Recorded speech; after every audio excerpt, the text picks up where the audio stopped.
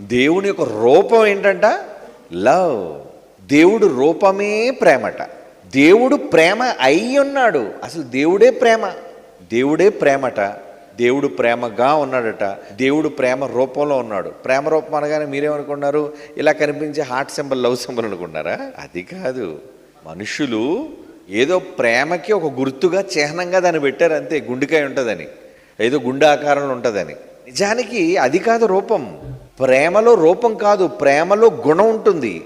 దేవుడట ప్రేమ స్వరూపిగా ఉన్నాడట, ప్రేమ అయి ఉన్నాడట, ప్రేమగా ఉన్నాడు ఆయన.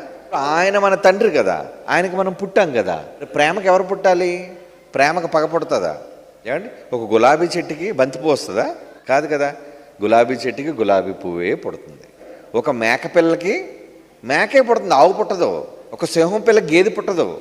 మరి దేవుడు ప్రేమాస్వరూపి అయినప్పుడు ప్రేమాస్వరూపి అయిన ఆయనకు పుట్టాం కదా మనం అంతా.